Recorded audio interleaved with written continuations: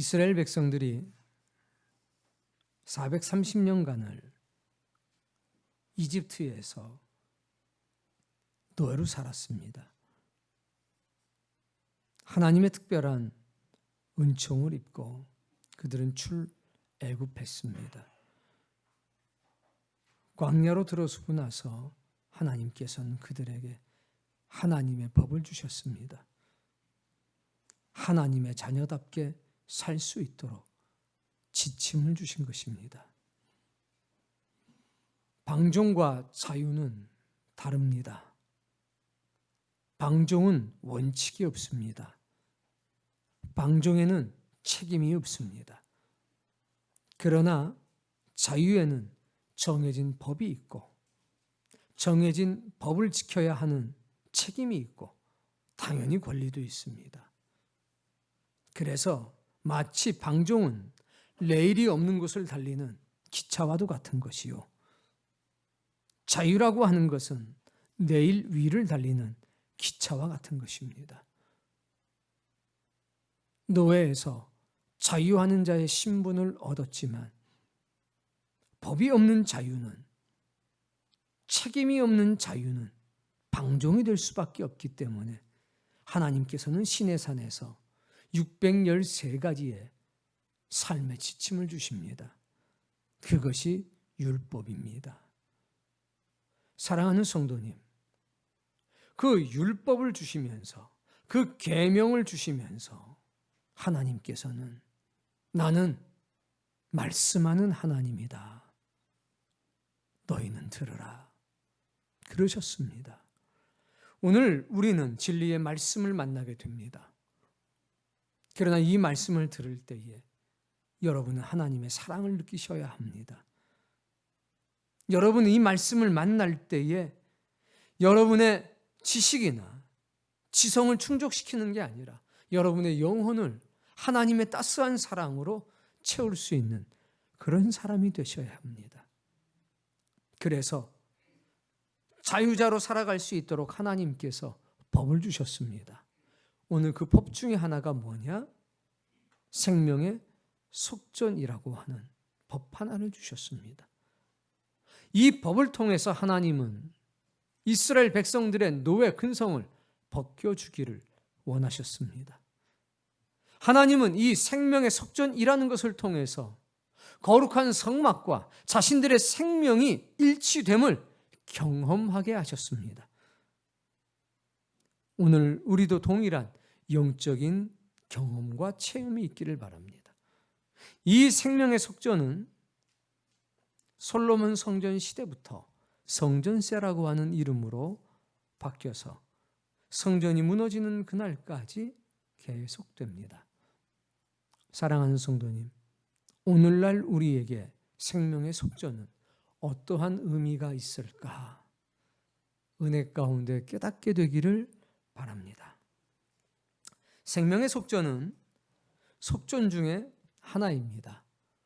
이 속전의 의미는 세 가지가 있습니다. 첫 번째는 벌금, 두 번째는 배상금, 세 번째는 고엘이라고 하는 독특한 제도의 완성입니다. 이 세 가지 성격이 있는 속전은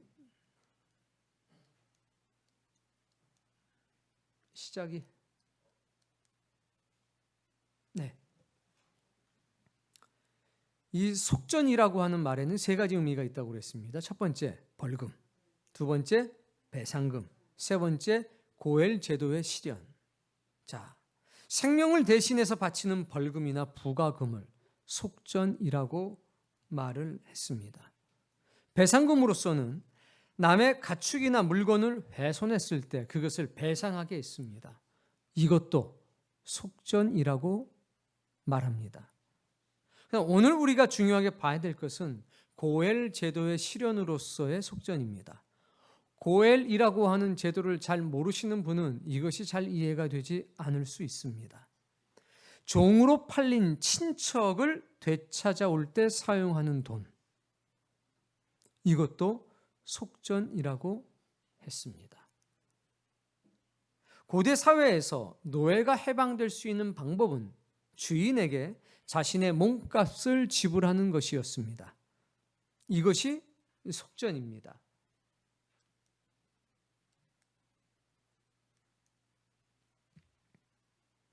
이때 일반적으로 내는 속전의 값은 은 30세겔입니다. 우리가 통상적으로 은 30이라고 말하면 바로 은 30세겔을 말하는 겁니다. 가로신 유다가 예수님을 팔고서 받았던 것이 뭐냐? 은 30, 즉 한 사람의 몸값이었습니다. 고엘이라고 하는 것은 이스라엘 민족에게 주신 하나님의 특별한 섭리요 은총이었습니다. 하나의 언약 공동체, 하나의 운명 공동체. 자신의 친족이나 가족, 어려운 일을 당하면 반드시 네 재산으로, 네 재물로 그를 속량하라는 것입니다. 빚이 있으면 그 빚을, 경제적으로 어려우면 그 경제적인 어려움을, 그가 파산에 이르게 되거나 노예가 되게 되면 그를 다시 사서 그의 권리를 회복시키라는 것이 고엘입니다. 자, 이 속전 중에서도 특별한 속전이 있으니 바로 오늘 우리가 본문에서 만나보게 될 생명의 속전입니다. 이 생명의 속전은 생명을 대신해서 돈을 지불한 때 사용되는 돈을 말합니다. 그러니까 생명을 대신해서 지불한 돈, 그것이 바로 생명의 속전입니다. 그런데 이 속전은 히브리어로 덮음이라고 하는 뜻을 가지고 있습니다. 그러니까 속전은 덮는 겁니다. 그러니까 생명의 속전은 죽을 수밖에 없는 죄인의 죄를 덮어서 죄 없는 것으로 인정해 주신 하나님의 은혜에 감사하는 마음으로 드리는 헌물, 예물인 것입니다. 이게 바로 속전입니다. 내 죄가 있는데, 죽을 수밖에 없는 죄가 있는데 그 죄를 덮어주셨다. 그리고 죄가 없는 것으로 인정해 주셨다. 누가? 하나님께서. 그 은혜에 감사하는 뜻으로 드리는 예물과 헌금. 그게 뭐냐? 속전인 겁니다. 이 생명의 속전을 아무나 드릴 수 있는 것은 아니었습니다. 성경은 그 대상을 분명하게 말하고 있습니다. 바로 20세 이상 된 남자라는 겁니다. 여자는 생명의 속전을 낼 자격이 없었습니다. 어린 아이나 나이 같은 사람도 생명의 속전을 낼 자격이 없었습니다. 20살에서 60세까지의 남자만 낼 수가 있었습니다. 성경은 두 가지 사실을 우리에게 보여줍니다. 첫 번째는 이스라엘 백성이 전쟁에 나갈 수 있는 나이, 그게 바로 20살이었습니다. 민수기 1장 말씀인데 읽어볼까요?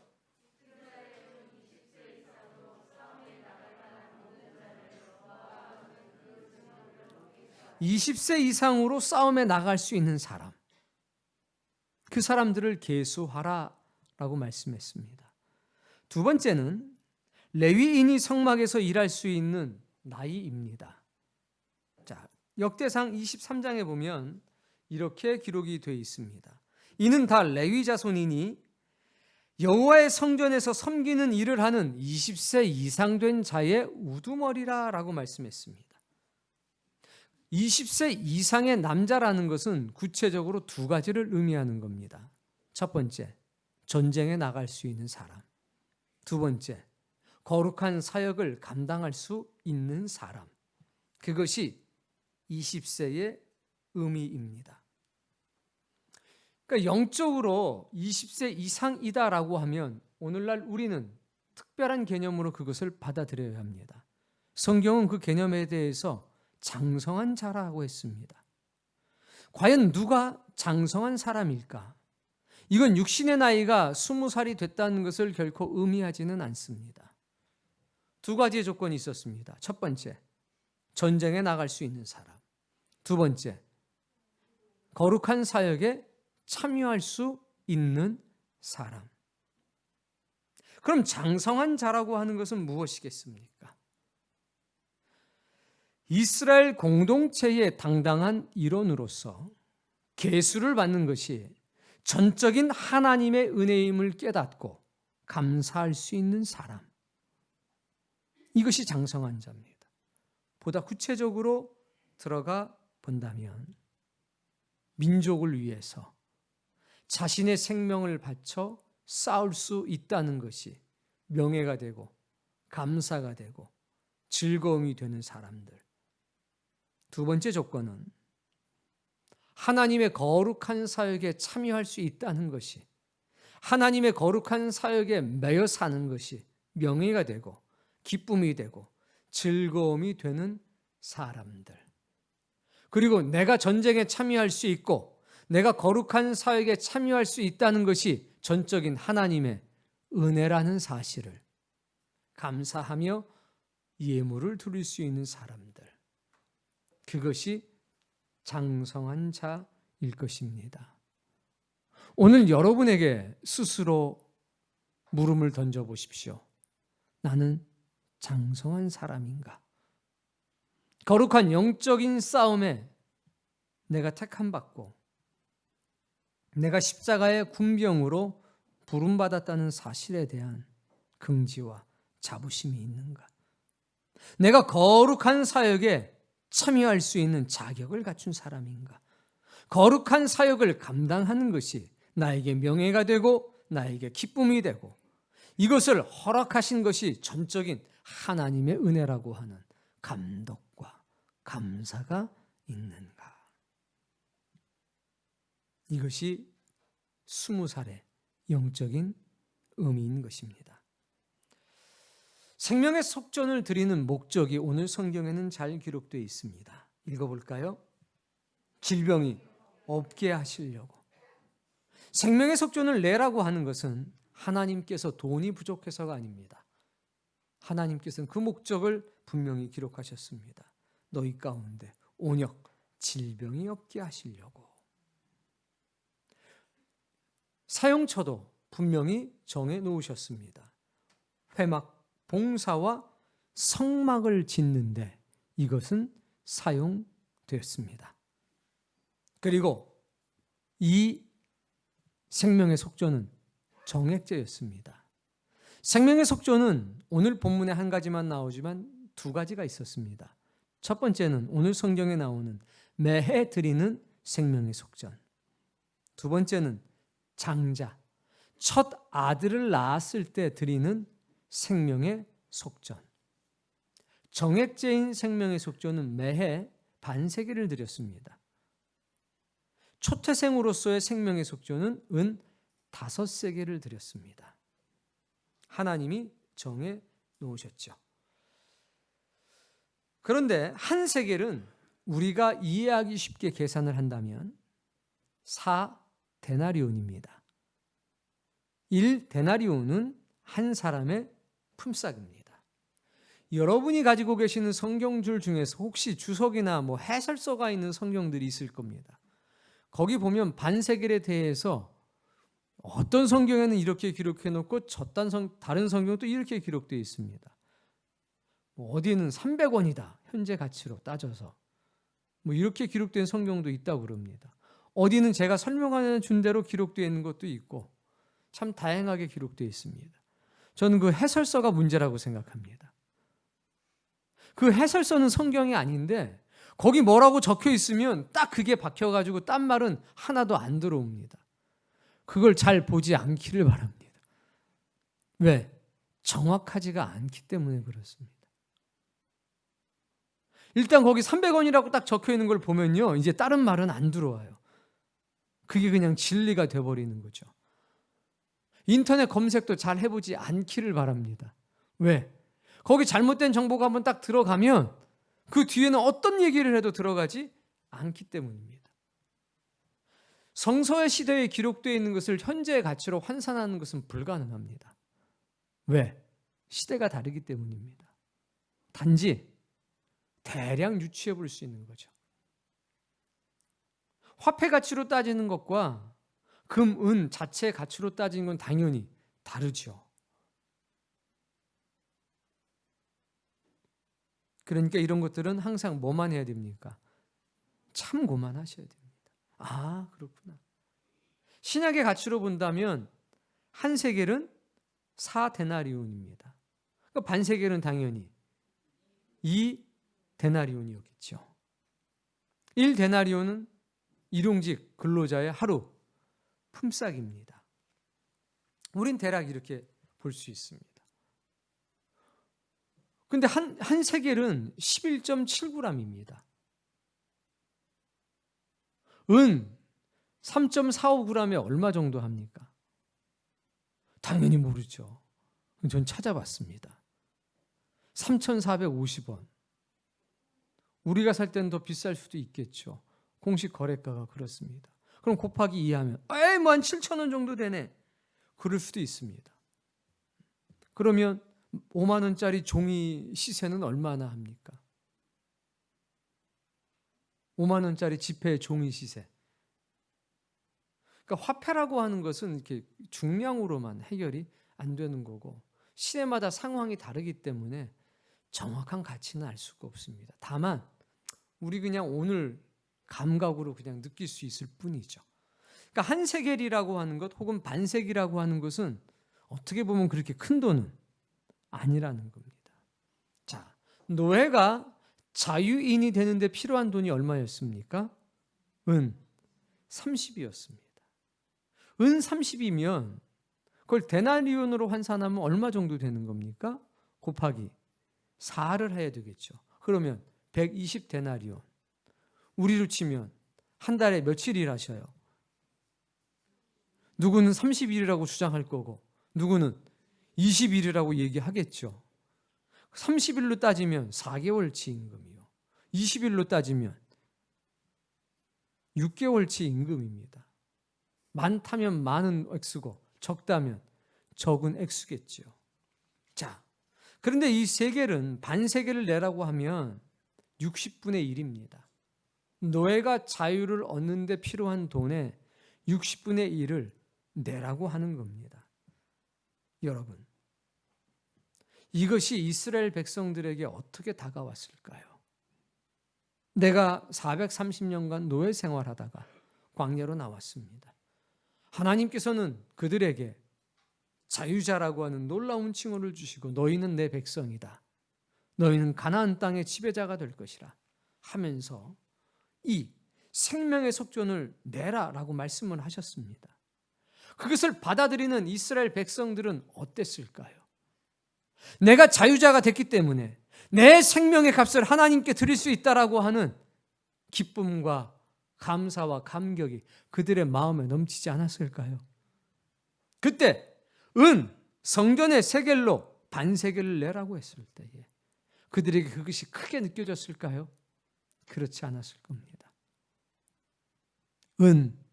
30을 내야 되는데 하나님께서 반세겔을 내라고 그랬을 때 그들은 깊은 감동을 느꼈을 겁니다.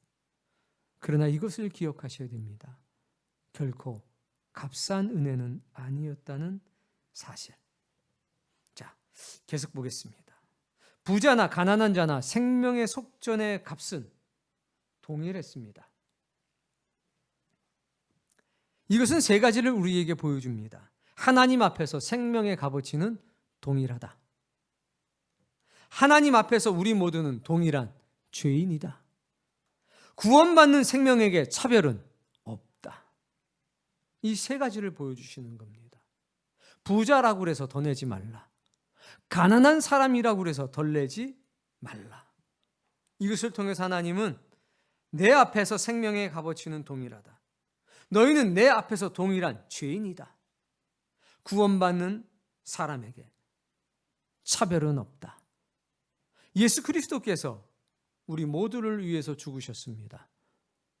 당신의 생명의 값을 지불한 겁니다. 그 예수 그리스도, 그분은 우리에게 생명의 속전이 되신 겁니다. 우리의 죄와 허물을 덮으시기 위해서 예수 그리스도는 은 30이 되셔서 하나님께 바쳐진 것이죠. 자, 우린 여기서 인구조사라고 하는 것의 의미, 즉 계수의 의미를 좀 아셔야 합니다. 계수하고 반세계를 내라고 그렇기 때문에 이것이 성경 구약에는 두 가지로 나옵니다. 첫 번째는 왕의 계수가 나오고 두 번째는 하나님의 계수가 나옵니다. 다윗 왕이 대표적입니다. 세속 왕이 계수를 하는 목적은 두 가지입니다. 그 첫 번째는 세금 징수를 위해서 조사하는 겁니다. 소위 말하는 인두세입니다. 머리 수당 하나씩을 내는 거죠. 두 번째는 군사징용을 위해서 하는 겁니다. 그래서 세금 징수를 위해서 할 때는 사람의 머리 숫자를 파악한 뒤에 그것이 국고로 귀속이 됩니다. 그러나 정확하게 구약의 시대에 국고로 귀속된다는 의미는 왕의 소유가 된다는 말이었습니다. 군사로 징용할 수 있는 사람의 숫자를 파악한다는 것은 전쟁을 위한 것이었습니다. 그러니까 세속의 왕들이 계수를 할 때는 두 가지였습니다. 뭘 위해서? 세금 징수를 위해서. 두 번째는 전쟁을 위해서. 그런데 하나님의 목적은 전혀 달랐습니다. 하나님의 목적은 생명을 살리기 위해서였습니다. 질병으로부터, 즉 죽음으로부터 하나님의 백성을 지키기 위해서 계수한다라고 성경은 분명히 말씀하고 있습니다. 두 번째는 회막을 섬기는 일에 사용하겠다라고 말씀하셨습니다. 생명의 속죄는 내게 되면 그 돈이 세속의 왕들에게 돌아가지 않습니다. 전쟁을 위해서 또는 개인의 부귀 영화를 위해서 사용되지 않습니다. 하나님의 성전을 위해서 사용되는 겁니다. 하나님의 성전에서 어떤 일을 합니까? 사람을 살리는 일을 합니다. 생명의 속죄는 성전이 성전될 수 있도록, 즉 죄인이 하나님의 사람으로 거듭날 수 있도록 사용되어지는 겁니다. 하나님의 종들이 하나님의 종답게 살아갈 수 있도록, 주의 백성들이 주의 백성답게 살아갈 수 있도록 사용되어지는 것이 바로 생명의 속전입니다. 그런데 오늘 본문에서는 회막이라고 하는 말이 등장합니다. 하나님의 집을 하나님의 장막이라고 했는데 하나님의 장막은 여러 가지 이름이 있었습니다. 첫 번째, 성막, 거룩한 장막이란 뜻입니다. 두 번째, 하나님의 장막. 세 번째, 회막. 그리고 증거의 장막. 여러 가지 이름으로 불렸습니다. 거기에는 그때마다 좀 의미가 달랐습니다. 성경에서 하나님의 장막을 회막이라고 불렀을 때는 하나님이 사람을 만나시는 곳이라는 의미가 있었습니다. 출애굽기 29장 말씀을 읽어봅시다. 이는 너희가 대대로 여호와 앞 회막 문에 늘 드릴 번제라. 내가 거기서 너희와 만나고 네게 말하리라. 만나는 거죠. 하나님이 사람을 만나주는 곳을 표현할 때 뭐라고 그랬냐? 회막. 내가 회막문 앞에서 만날 것이라. 회막이라고 하는 말씀이 딱 등장하게 되면 어떤 게 강조가 되는 거냐? 하나님이 사람을 만나시는 것이 강조가 되는 겁니다. 바로 이 회막을 만드는데 생명의 속전이 사용됐습니다. 출애굽기 38장에 보면 60만 3,550명이 반세계씩을 냈다고 합니다. 그걸 가지고 성소에 받침대를 만들었습니다. 그걸 가지고 기둥에 갈고리를 만들었습니다. 그런데 이거 아십니까? 은 100달란트 그리고 1775세겔을 냈는데 이것이 일견 볼 때는 대단한 양같이 보이지만 회막 전체를 놓고 봤을 땐 아주 작은 것에 불과했다는 겁니다. 이 회막이 성막이 만드는데 20년 전 가치로 이제 계산을 제가 그때 했으니까 대략 400억에서 600억 정도의 가치가 있었습니다. 재료값만. 지금은 더 올라갔겠죠. 물가가 올라갔으니까. 그런데 성경에 뭐라고 기록되어 있냐면 따라해 보세요. 감동된 자, 자원하는 자. 감동된 자와 자원하는 자가 성막을 짓는 데 필요한 물품들을 헌금하기 시작했는데, 헌물하기 시작했는데 그게 차고 넘쳤다고 그랬습니다. 그래서 이제 그만 가지고 와라라고 광고를 했습니다. 즉 생명의 속전을 가지고 이것을 만들지 않아도 됐다는 이야기입니다. 그런데 하나님은 성막에 들어가는 휘장 문의 기둥 받침을 생명의 속전으로 만들어라 라고 말씀하셨습니다. 그리고 휘장과 휘장 사이를 연결시켜주는 갈고리를 생명의 속전으로 만들라라고 명령하셨습니다. 왜 그러셨을까요? 사람은 묘합니다. 성막을 봤을 때, 회막을 봤을 때 뭐가 보일까요? 내가 드린 예물이 어디에 들어있을까? 그거 보입니다. 생명의 속전으로 드렸던 그 은 반세겔은 성막이라고 하는 큰 것을 봤을 때 매우 작은 일부분에 불과합니다만 모든 사람들의 시선은 어디에 쏠리느냐? 바로 그 은 받침대, 은 갈고리에 쏠리게 되어 있습니다. 이유는 내 생명으로 지은 것이기 때문입니다. 하나님은 성막을 보면서 또는 회막을 보면서 이스라엘 백성들이 항상 기억하라, 생각하라. 이것은 이 성막은 너의 생명과도 같은 것이다. 볼 때마다 그것을 느끼게 하고 싶었습니다.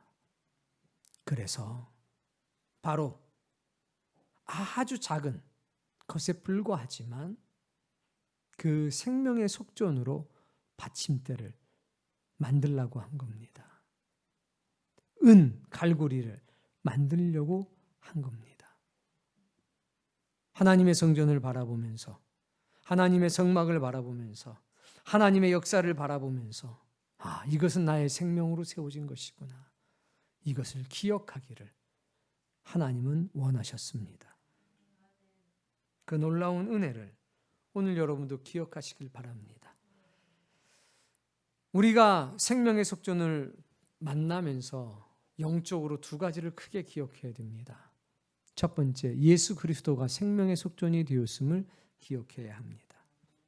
두 번째는 우리가 일평생 대속하는 삶을 살아야 한다는 것, 그리고 그것이 우리의 은혜로운 숙명이라는 것을 여러분이 기억해야 합니다. 이것을 처음 접하시는 분들은 시간이 걸릴 수도 있겠습니다만 오늘 여러분은 이성과 지성이 아니라 여러분의 영의 이 말씀을 담게 되기를 바랍니다. 자, 오늘 본문 말씀입니다. 자, 12절 읽겠습니다.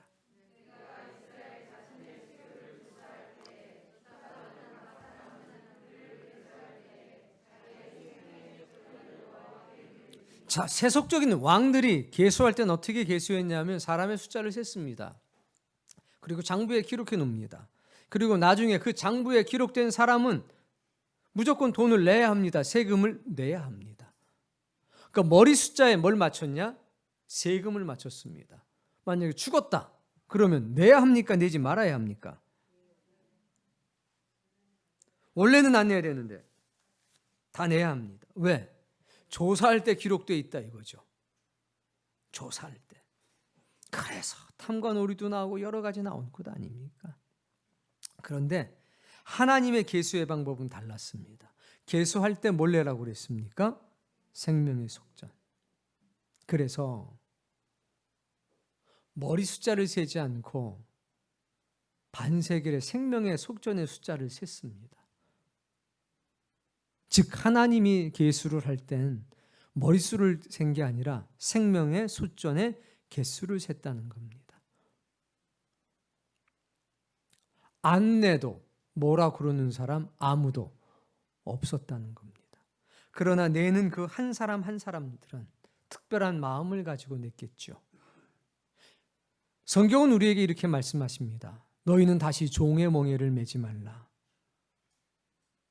생명의 속전을 드릴 때에 430년간 노예 생활하다가 자유인이 되었기 때문에 하나님께 자신의 생명의 값을 드릴 수 있게 됐습니다. 자신의 생명의 값을 드릴 수 있던 감격이 무엇인지 여러분 그거 경험하셔야 진짜 신앙인입니다.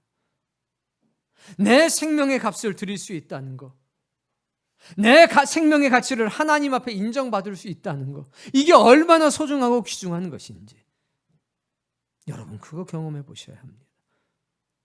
이스라엘 백성들을 광야에서 그것을 경험하게 된 겁니다. 내가 우리 민족을 위해서 전쟁에 나갈 수 있다니, 내가 우리 민족을 위해서 죽을 수가 있다니, 내 생명의 값을 그렇게 사용할 수 있다니 감사하다. 내가 하나님의 거룩한 성막에서 봉사할 수 있다니 이것은 전적인 하나님의 은혜다. 그 감격이 살아있는 사람들은 그걸 낸 겁니다. 그리고 하나님은 그 개수를 시게 하셨습니다. 생명의 속전으로 장성한 자를 택하시고 장성한 자를 구별하셨다는 겁니다. 그들을 계수할 때 그들 중에 질병이 없게 하려 함이라. 어떤 역사가 어떻게 나타났는지 모르지만 이 당시에는 생명의 속전을 내는 순간 그들 가운데 모든 질병이 치유되고 회복되어지는 역사가 있었다는 겁니다. 하나님은 분명하게 말씀했습니다. 다시 한번 읽어보겠습니다. 자기의 생명의 속전을 여호와께 드릴지니 이는 그들을 계수할 때에 그들 중에 질병이 없게 하려 함이라. 이 계수하는 동안에 하나님이 지켜주신다는 거죠. 하나님께서 보호해 주신다는 겁니다. 전염병이 돌지 않을 것이다. 전염병이 너희를 피해가게 될 것이라. 우리는 모르지만 그들은 광야에서 이것을 40년간 경험하게 됩니다. 자, 13절 말씀.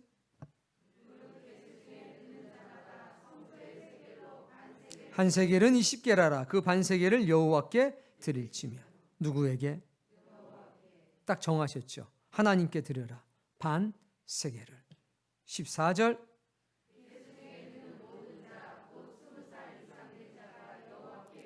대상을 정했습니다. 20살 이상 된 자가 하나님께 드릴 수 있다. 그럼 이스라엘 백성들은 이것을 내고 싶어 했겠습니까? 내고 싶지 않았겠습니까? 그렇죠. 누가 생명의 속전을 드릴 수 있는가? 20세 이상 된 남자들입니다. 거룩한 사역에 동참할 수 있는 자, 민족을 위해서 전쟁에 참여할 수 있는 자, 이것이 이 모든 것이 하나님의 은혜라고 고백할 수 있는 자. 가족 모두도 명예스럽게 생각했을 겁니다. 430년의 노예 생활을 마치고 하나님의 법이 세워지고 그 법 가운데서 이런 명령을 만났을 때 이스라엘 백성들이 느꼈던 감동은 말할 수가 없는 겁니다. 예수 그리스도께서 나의 생명의 속전이 되었다는, 예수 그리스도께서 나의 고엘이 되었다는 그 놀라운 감격을 맛보는 것과 동일한 감격이 이들에게 있었을 것입니다. 이제까지 살아온 것이, 이 모든 것이 하나님의 은혜라고 고백하는 것과 똑같은 겁니다. 자, 15절 말씀. 너희의 생명을, 너희의 생명의 대속. 여러분, 이 생명의 대속 얼마나 귀한 말입니까? 너의 생명의 값이라는 건데요. 너의 생명의 값을 위하여 여호와께 드릴 때 부자라고 반세겔에서 더 내지 말고 가난한 자라고 덜 내지 말아라. 하나님께서는 부자를 기준으로 가난한 자를 기준으로 하지 않았습니다. 그 어딘가에다 선을 정해놓으신 게 바로 반세길이죠. 그 반세길. 사랑하는 성도님, 우리의 생명의 값어치를 동일하게 보시는 하나님, 그 하나님을 사랑하게 되길 바랍니다. 우리 모두가 생명을 대속하는 역사 앞에 주인임을 기억하십시오. 우리가 일평생 대속하며 살아가야 될 존재라는 것이 우리에게 은혜로운 숙명으로 여겨지기를 원합니다. 16절, 속전을 취하여 구걸하라? 아닙니다. 취하라 이겁니다.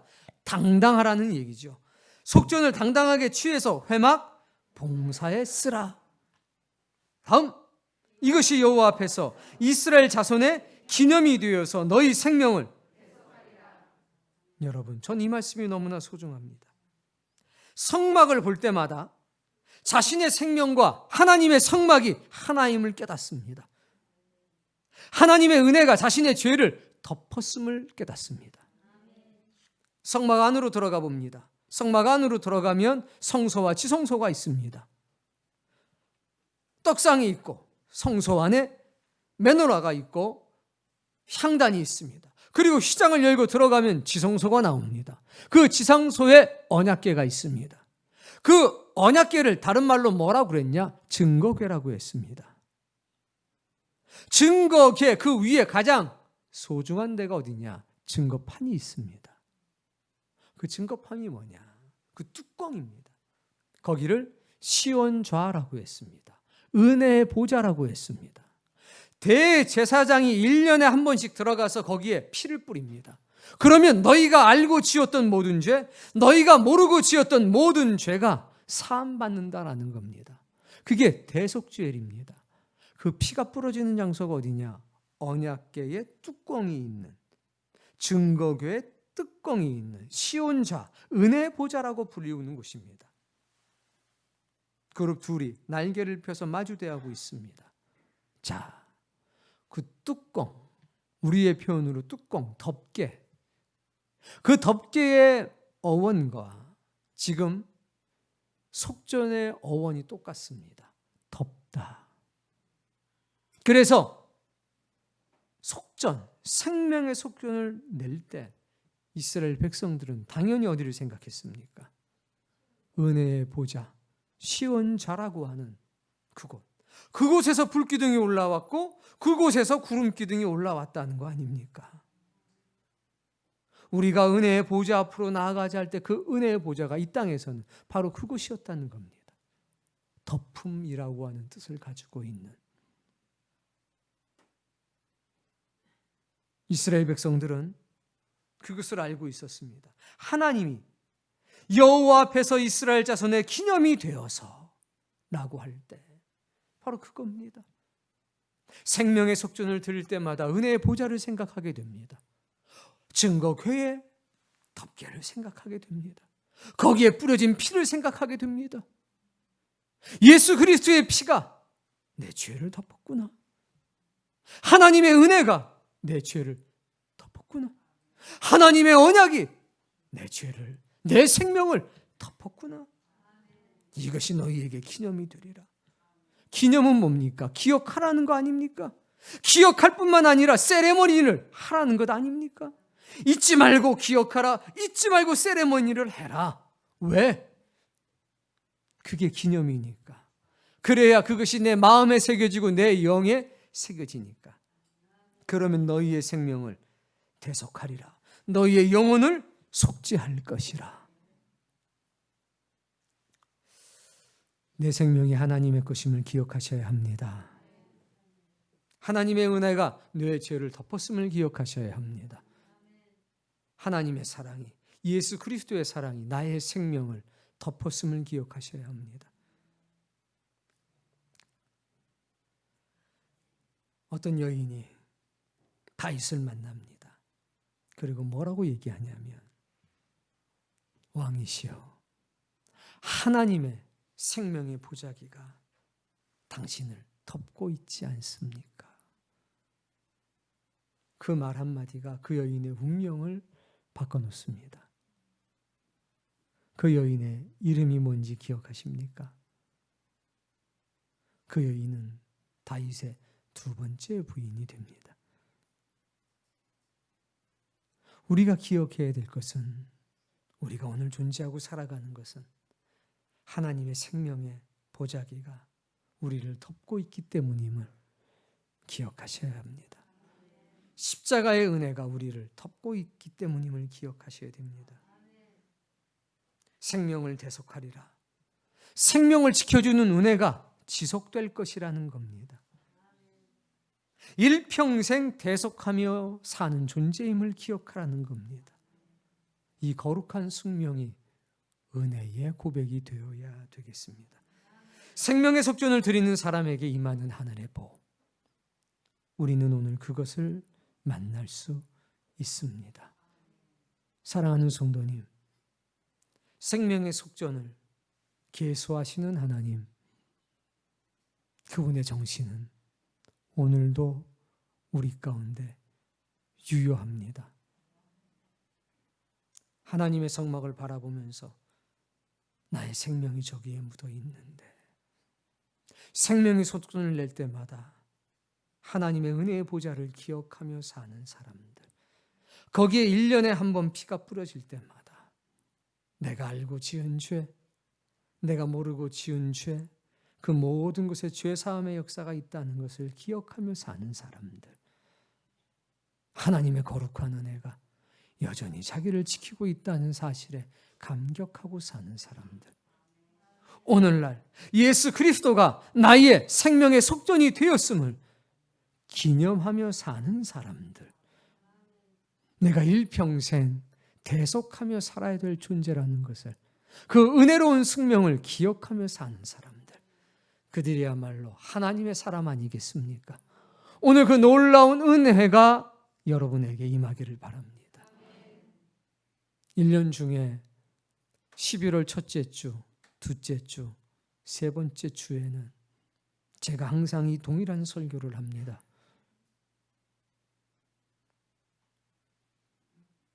(1년) 52주 설교 말씀 중에서 속전이 됐든 뭐가 됐든 화폐의 이름이 언급되고 그것이 주제가 되는 것은 딱 이 3주밖에 없습니다. 사랑하는 성도님, 우리는 생명의 속전 속에 담겨 있는 하나님의 사랑, 하나님의 은혜, 하나님의 정신, 그것을 오늘 나의 삶 속에서 성취하고 사셔야 합니다. 추수감사주일이 눈앞에 있습니다. 우리는 추수감사주일날 첫 예배를 드렸던 필그림 파더스라고 하는 우리 믿음의 선배들, 그분들의 기도를 잊을 수가 없습니다. 우리는 대서양을 건너왔습니다. 그리고 그 과정 중에서 사랑하는 많은 사람을 잃었습니다. 그러나 하나님께서는 우리가 기대했던 것보다 더 많은 것을 주셨습니다. 그 은혜에 감사하며 처음 것들을 하나님께 드립니다.